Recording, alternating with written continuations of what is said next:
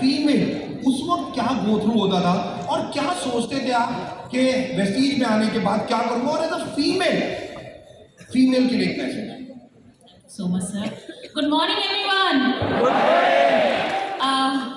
पहले तो मैं ये बता दूं कि जितनी भी एम्पावर्ड वुमेन के नाम से मैं जानी जाती हूँ वो मैं थी ही नहीं। तो सबसे पहले छोटी सी अपने बारे में बता देती हूँ। एक सिंपल यूपी फैमिली को बिलोंग करती हूँ। सिंपल ग्रेजुएशन किया, पढ़ाई करी, बट कभी भी मैंने सपनों जैसे शब्दों से मेरी मुलाकात आई थिंक शादी से पहले नहीं हुई, और इस इंडस्ट्री में आने से पहले सपना शब्द क्या होता है मेरी डिक्शनरी में था ही नहीं।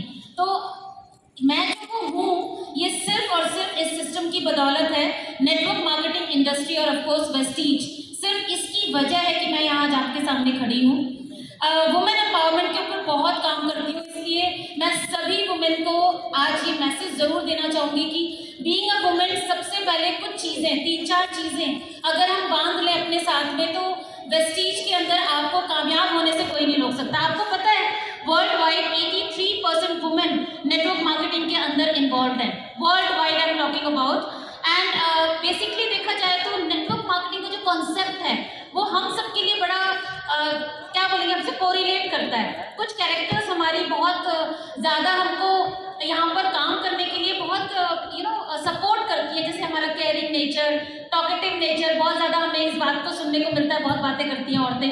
तो नेटवर्क मार्केटिंग में यह आपके लिए टूल बन सकता है कि आप बहुत बातें करती हैं पर थोड़ा सीख कर करना है। देन साथ ही साथ में घर को और अपने बिजनेस को मैनेज कैसे करके नेटवर्क मार्केटिंग इंडस्ट्री के साथ काम कर सकते हैं। तो कुछ चीज़ें जो हमें करियर वाइज, कई बार शादी के बाद हमें अपने करियर को छोड़ना पड़ता है जस्ट बिकॉज ऑफ कि या तो फैमिली चूज करनी पड़ती है या फिर करियर, यहाँ पर आप दोनों चीज़ें मैनेज कर सकते हो। तो ये कुछ चीज़ें हैं जो नेटवर्क मार्केटिंग के अंदर आप बखूबी अपनी दोनों रिस्पॉन्सिबिलिटी, हमेशा हमारी प्रायोरिटी रही है कि फैमिली नंबर 1, तो वो रहेगी। और आप यहाँ आकर अपनी आइडेंटिटी, अपने को financially independent, because I believe husband बहुत अच्छा कमाते हो घर में, भाई बहुत अच्छा कमाता हो, पापा बहुत अच्छे कमाते हो, बट फाइनेंशियली इंडिपेंडेंट होना हर एक लेडी को होना चाहिए।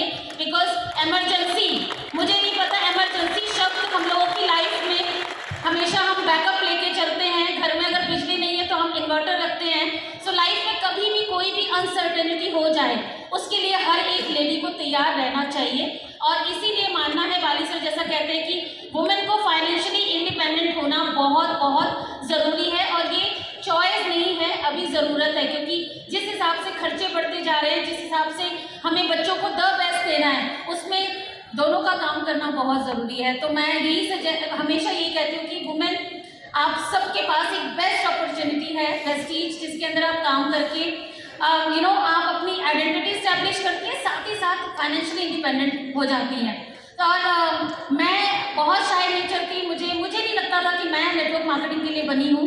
I was a teacher before network marketing, and उस टाइम में मुझे लगता ही नहीं था कि इतने लोगों के सामने बात करना होगा, बहुत 2 लोगों से बात करने में परेशानी होती थी। बट ये सिस्टम आपको अपने लायक बना देता है। तो जितने भी लोग ये सोचते हैं कि क्या मैं नेटवर्क मार्केटिंग, क्या मैं वेस्टीज कर सकती हूँ, प्लीज़ आपको ये क्वेश्चन सोचने की ज़रूरत नहीं है। आप सिर्फ इस तरीके के माहौल में आते रहिए, आप ऑटोमेटिकली ये माहौल आपको अपने लायक बना देता है। और वेस्टीज के अंदर आपको सिस्टम इतना ज़बरदस्त मिलता है, एजुकेशन इतना ज़बरदस्त मिलता है कि आप धीरे धीरे आप में जो वैल्यू ऐड होती है, आपके जो कैरेक्टर में चेंज आता है, आपकी पर्सनैलिटी में चेंज आता है, वो आपको इस बिजनेस के अंदर बहुत ऊपर लेके चला जाएगा और आपको पता भी नहीं चलेगा। एक छोटी सी स्टोरी बताती हूँ। सर ने एक बहुत बड़ा शब्द यूज़ किया था, मैं भी सुन रही थी, विश्वास का।